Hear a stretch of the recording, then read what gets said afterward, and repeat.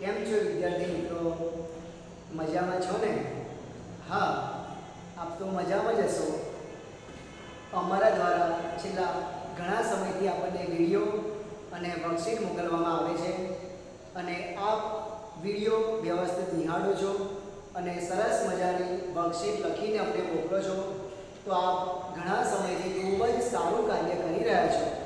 તો વિદ્યાર્થી મિત્રો, આજે એવી જ રીતે આપણે ધોરણ 8 વિષય સામાજિક વિજ્ઞાન પાઠ નંબર 5 પ્રાકૃતિક પ્રકોપો વિશે સમજણ મેળવવાની છે.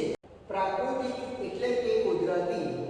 કુદરતી એટલે કે જેના પર માનવોનો એટલે કે મનુષ્યનો જેના પર કોઈ કંટ્રોલ ના હોય, આપણું કંટ્રોલ ના હોય એવી જે વાત છે એને કુદરતી કહી શકાય, એટલે કે પ્રાકૃતિક. અને પ્રકોપો એટલે કે આફત, મુશ્કેલી. તો આપણે જોઈએ કે માનવ જીવન જ્યારે વ્યવસ્થિત ચાલતું હોય ત્યારે અમુક સમયના અંતરે આવા પ્રાકૃતિક પ્રકોપો આપણને જોવાના મળે છે. જેમ કે અત્યારે આપણે વિશ્વની મહામારી કોરોના સામે અત્યારે આપણે લડી રહ્યા છે.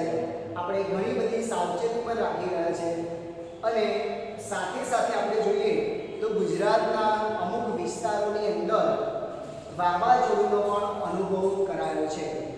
ત્યારબાદ અમુક વિસ્તારોની અંદર આપણે જોઈએ તો ભૂકંપનો પણ અનુભવ કરાવવામાં આવેલો છે. તો જોઈએ કે સાથે સાથે પ્રાકૃતિક પ્રકોપ અત્યારે ચાલુ જ છે અને આ પ્રકોપો એવા છે જેના પર મનુષ્યનું કોઈ કંટ્રોલિંગ નથી, જેની વાત એ મનુષ્ય દ્વારા એ પ્રોબ્લેમ સોલ્વ થઈ શકે તેમ નથી. તો પ્રાકૃતિક પ્રકોપો એવા છે જેના પર આપણે કોઈ કંટ્રોલ કરી શકતા નથી. તો સૌપ્રથમ આપણે જોવા જઈએ તો પ્રાકૃતિક પ્રકોપના મુખ્ય બે પ્રકાર છે. એમાં પહેલો પ્રકાર છે આંતરિક ફેરફારના કારણે, જેમાં ભૂકંપ, જ્વાળામુખી, સુનામીનો સમાવેશ થાય છે. ભૂકંપ, જ્વાળામુખી અને સુનામી એ પ્રાકૃતિક પ્રકોપના એ આંતરિક ફેરફાર છે. જ્યારે પ્રાકૃતિક પ્રકોપના બાહ્ય ફેરફારની અંદર પૂર, અનાવૃષ્ટિ, વાવાઝોડું અને દાવાનળનો સમાવેશ થાય છે. તો પ્રાકૃતિક પ્રકોપો એ આંતરિક ફેરફાર અને બાહ્ય ફેરફારના કારણે સર્જાય છે. આ વાત આપણે ખાસ યાદ રાખવાની છે કે પ્રાકૃતિક પ્રકોપના મુખ્ય બે પ્રકાર છે. આંતરિક ફેરફારના કારણે અને બાહ્ય ફેરફારના કારણે એ પ્રાકૃતિક પ્રકોપ આપણને જોવા મળે છે. હવે આગળ આપણે સમજવાનો પ્રયત્ન કરીએ કે આજે આપણે પહેલામાં પહેલું તો જે આંતરિક ફેરફાર પહેલું છે ભૂકંપ, એ ભૂકંપ વિશે આજે આપણે આ વિડીયોમાં સમજણ પ્રાપ્ત કરવાની છે. એટલે કે ભૂકંપ વિશે આજે આપણે એ ડિટેલમાં આજે સમજવાનો પ્રયત્ન કરવાનો છે.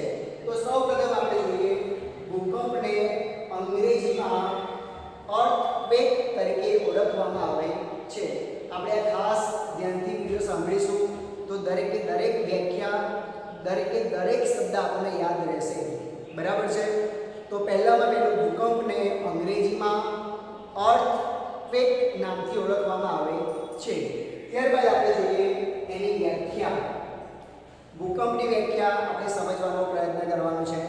તો આપણે જોઈએ કે પૃથ્વીના પેટાળમાં થતા ઝડપી ભૂસંચલન, એટલે કે પૃથ્વીના પેટાળમાં અમુક ક્રિયાઓ નિયમિત થાય છે જેના લીધે પૃથ્વીના પેટાળનું સંતુલન એ ડિસ્ટર્બ થાય છે, એટલે જોખમાય છે.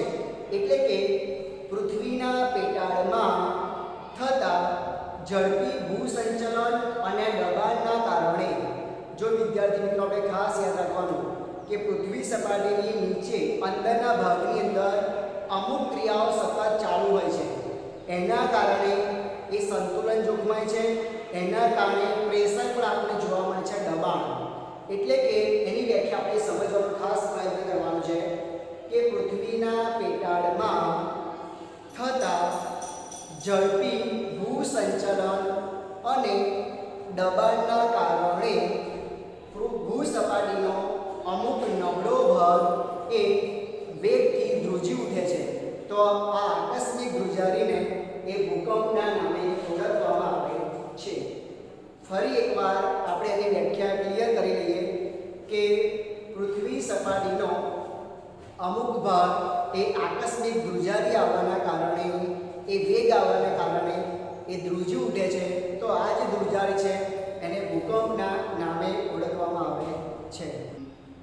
પૃથ્વીના પેટાળમાં થતા ઝડપી ભૂસંચલન અને દબાણના કારણે ભૂસપાટીનો અમુક નબળો ભાગ વેગથી ધ્રુજી ઉઠે છે.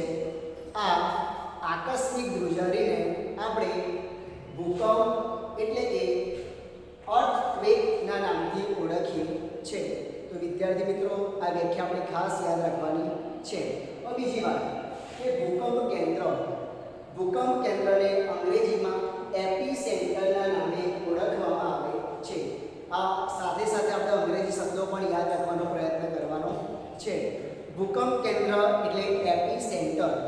તો ભૂકંપ ક્રિયાના ઉદ્ગમ સ્થાનેથી ભૂકંપના મોજા પેદા થાય છે તેને ભૂકંપ કેન્દ્ર એટલે કે એપિસેન્ટરના નામે ઓળખવામાં આવે છે. ફરી એકવાર આપણે વ્યાખ્યા સમજી લઈએ કે ભૂકંપ ક્રિયાના ઉદ્ગમ સ્થાનેથી ભૂકંપના મોજા પેદા થાય છે જેને ભૂકંપ કેન્દ્ર એટલે કે એપિસેન્ટરના નામે ઓળખવામાં આવે છે. તો સાથે સાથે આપણે યાદ રાખવાનો પ્રયત્ન કરવાનો છે. હવે જ્યાંથી મોજા પેદા થાય છે તો એ મોજા ધીમે ધીમે અલગ અલગ વિસ્તારમાં, આજુબાજુના વિસ્તારમાં ફેલાયેલા આપણને જોવા મળે છે. અને એ મોજાની અસર એ ભૂસપાટીનો જે ભાગ છે પૃથ્વીની સપાટીનો, એ પૃથ્વીની સપાટીના ભાગ સુધી એની આપણને અસર જોવા મળે છે. ત્યારબાદ આપણે સમજીએ કે ભૂકંપ નિર્ગમન કેન્દ્ર. તો ભૂકંપ નિર્ગમન કેન્દ્ર કોને કહી શકાય? તો પહેલામાં પહેલું ભૂકંપ કેન્દ્રથી જે નજીકનો વિસ્તાર છે એટલે કે ભૂકંપ કેન્દ્રથી પૃથ્વીની સપાટીનો નજીકનું સ્થળ અથવા કેન્દ્ર એને ભૂકંપ નિર્ગમન કેન્દ્ર કહેવામાં આવે છે. ફરી એકવાર આપણે સમજી લઈએ. ભૂકંપ કેન્દ્રથી પૃથ્વીની સપાટીનું નજીકનું સ્થળ અથવા કેન્દ્ર તેને ભૂકંપ નિર્ગમન કેન્દ્ર તરીકે ઓળખવામાં આવે છે. એટલે કે જે જગ્યા પર ભૂકંપ કેન્દ્ર હોય ત્યાંથી પૃથ્વીની સપાટીનો જે નજીકનો વિસ્તાર હોય કાં તો નજીકનું કેન્દ્ર હોય તેને ભૂકંપ નિર્ગમન કેન્દ્ર કહેવામાં આવે છે. હંમેશા ભૂકંપની અસર એ ભૂકંપ નિર્ગમન કેન્દ્ર પર વધારે જોવા મળે છે. આ ખાસ આપણે યાદ રાખવાનું છે કે ભૂકંપની અસર ભૂકંપ નિર્ગમન કેન્દ્રમાં તેની અસર સૌથી વધારે જોવા મળે છે. ત્યારબાદ જેમ જેમ દૂર જઈએ તેમ તેમ તેની અસર ઓછી થતી જોવા મળે છે. એટલે કે ભૂકંપ નિર્ગમન કેન્દ્રમાં તેની અસર વધારે હોય છે. જેમ જેમ તેનાથી દૂર જઈએ તેમ તેમ તેની અસર આપણને ઓછી જોવા મળે છે. હવે આપણે ખાસ યાદ રાખવાનું છે કે ભૂકંપ જે થાય છે એ ભૂકંપની તીવ્રતા એટલે કે એનો વેગ એના પર આધારિત હોય છે. એટલે કે કોઈ પણ પ્રદેશમાં ભૂકંપ થાય તો તેનો આધાર તેનો વેગ અને એની તીવ્રતા એના પર આધાર હોય છે. આ પ્રશ્ન પણ પરીક્ષામાં આવી શકે એટલે ખાસ આપણે યાદ રાખવાનું કે ભૂકંપનો આધાર શેના પર અવલંબે છે અથવા તો ભૂકંપનો આધાર શેના પર છે? તો ભૂકંપનો આધાર હંમેશા ભૂકંપનો વેગ એટલે કે ભૂકંપની તીવ્રતા પર તેનો આધાર હોય છે. આપણે જોઈએ કે ગુજરાતની અંદર અમુક વિસ્તારોની અંદર 5.5 ઇંચનો પણ ભૂકંપ એ આપણે જોવા મળે છે. ત્યારબાદ આઈ થિંક ઘણા બધા વર્ષો પહેલાં એટલે કે 19-20 વર્ષ પહેલાં 2000 ને 2001ની અંદર ભૂકંપ થયો હતો ત્યારે પણ ઘણી મોટી હોનારત એ સર્જાઈ હતી. તો ભૂકંપ થવાથી આપણે જોઈએ કે ઘણા બધા આપણા જે રહેઠાણ છે, મકાન છે, બધું આપણું જે રહેણીકરણી છે, માનવ જીવન છે, ડિસ્ટર્બ થઈ જાય છે. એના લીધે વિશ્વને બહુ જ મોટું નુકસાન થાય છે. તો ભૂકંપ એક કુદરતી હોનારત છે માનવીનો કોઈ જ કંટ્રોલ નથી. એટલે આપણે જ્યારે ભૂકંપ વિસ્તાર હોય, ભૂકંપગ્રસ્ત વિસ્તારમાં હોય તો એનાથી બચવા માટે પણ આપણે પ્રયત્ન કરવા જોઈએ. અને આપણે એ પણ પ્રયત્ન કરવા જોઈએ કે બીજાને આપણે કેવી રીતે મદદ કરી શકાય, બીજાને આપણે કેવી રીતે મદદરૂપ થઈ શકાય, એનો પણ આપણે ખાસ અભ્યાસ કરવાનો. હવે આગળ આપણે જોઈએ ભૂકંપ આલેખન, જેને અંગ્રેજીમાં સિસ્મોગ્રાફ તરીકે ઓળખવામાં આવે છે. આ પણ આપણે ખાસ યાદ રાખવાનું. ભૂકંપ આલેખક, જેને અંગ્રેજીમાં સિસ્મોગ્રાફ તરીકે ઓળખવામાં આવે છે. હવે ભૂકંપ આલેખકનો ઉપયોગ શું છે?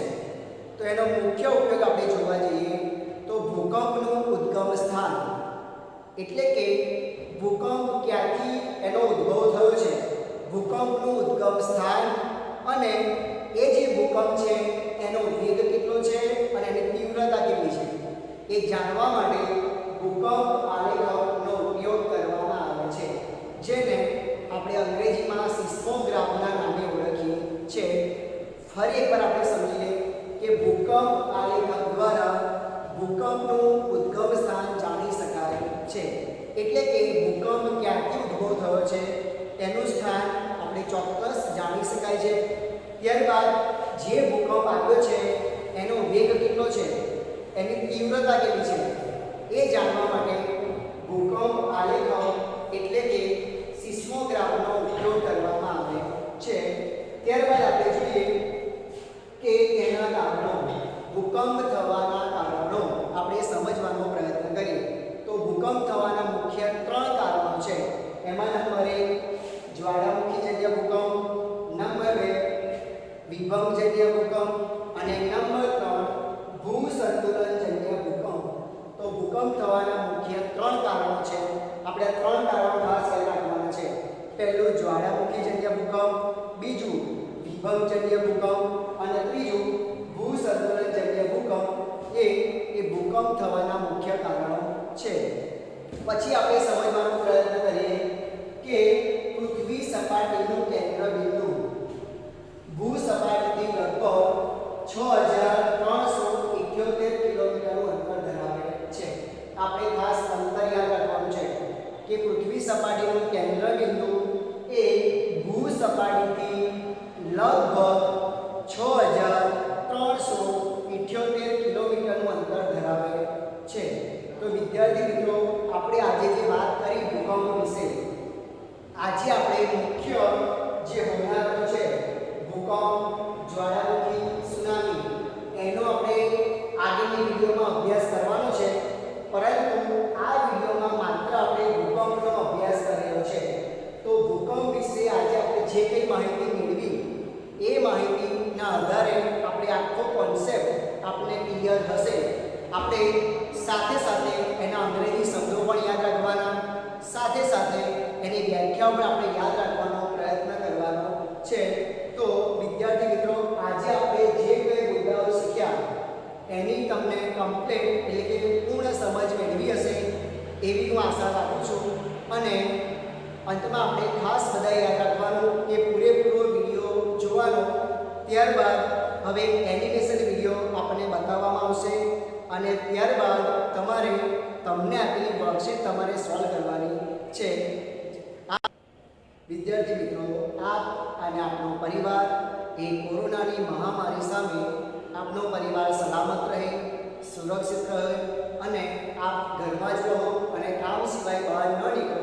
કોઈ અગત્યનું કામકાજ હોય તો જ આપણે બહાર નીકળીશું. એટલા માટે સારા પરિવાર તરફથી આપ અને આપનો પરિવાર સુરક્ષિત રહે અને સલામત રહે એવી અભ્યર્થના સાથે જય હિન્દ, જય ભારત. પ્રકરણ 5 પ્રાકૃતિક પ્રકોપો. ભૂકંપ. સારાંશ. માનવ જીવન ક્રમાનુસાર ચાલતું હોય ત્યારે અચાનક કોઈ દુર્ઘટના બને તો માનવ જીવન ખોરવાઈ જાય છે કે મુશ્કેલીમાં મુકાઈ જાય છે. જ્યારે આવી દુર્ઘટના બને ત્યારે આપણે તેને આપત્તિ તરીકે ઓળખીએ છીએ. માનવ જીવનને નુકસાન પહોંચાડતી આપત્તિના પ્રકાર વિશે ચાર્ટ દ્વારા સમજીએ. આપત્તિના મુખ્ય 2 પ્રકારો છે: કુદરતી આપત્તિ અને માનવ સર્જિત આપત્તિ. કુદરતી આપત્તિના 2 પ્રકારો છે, એક જેની આગાહી કરી શકાય તેવી આપત્તિ, જેમાં પૂર, વાવાઝોડું, દુષ્કાળ અને સુનામીનો સમાવેશ થાય છે, જ્યારે બીજી જેની આગાહી શક્ય ન હોય તેવી કુદરતી આપત્તિ, જેમાં ભૂકંપ, જ્વાળામુખી અને જંગલની આગનો સમાવેશ થાય છે. બીજી આપત્તિનો પ્રકાર માનવ સર્જિત આપત્તિ, જેમાં આગ, ઔદ્યોગિક અકસ્માત, હુલ્લડ કે યુદ્ધ કે બોમ્બ વિસ્ફોટનો સમાવેશ થાય છે. સૈદ્ધાંતિક સમજ. પૃથ્વીના પેટાળમાં થતા ઝડપી ભૂસંચલન અને દબાણને કારણે પૃથ્વી સપાટીનો અમુક નબળો ભાગ આકસ્મિક રીતે વેગથી ધ્રુજી ઉઠે છે, જેને ભૂકંપ કે ધરતીકંપ કહે છે. ભૂકંપના ઉદ્ભવ સ્થળેથી જે ભૂકંપના મોજા પેદા થાય છે તેને ભૂકંપ કેન્દ્ર કહે છે, જે મોટે ભાગે પૃથ્વીની સપાટીની નીચે એટલે કે પૃથ્વીના પેટાળમાં હોય છે. ભૂકંપના મોજા ચારે બાજુ ફેલાતા કેટલા મોજા ભૂસપાટીએ પણ અસર કરે છે. ભૂકંપ કેન્દ્રથી પૃથ્વીની ઉપરની સપાટીની સૌથી નજીક આવેલા સ્થળ કે કેન્દ્રને ભૂકંપ નિર્ગમન કેન્દ્ર કહે છે. ભૂકંપની સૌથી વધુ અસર અહીં થાય છે, તેથી તેનાથી દૂર જતા તેની અસર ઓછી થતી જાય છે. પૃથ્વીનું કેન્દ્રબિંદુ ભૂસપાટીથી લગભગ 6378 કિલોમીટર જેટલું દૂર છે. કોઈ પણ પ્રદેશમાં થતા ભૂકંપની અસર ભૂકંપના વેગ પર આધારિત હોવાથી તેનું ઉદ્ગમ સ્થાન અને તીવ્રતા જાણવા ભૂકંપ આલેખકનો ઉપયોગ થાય છે.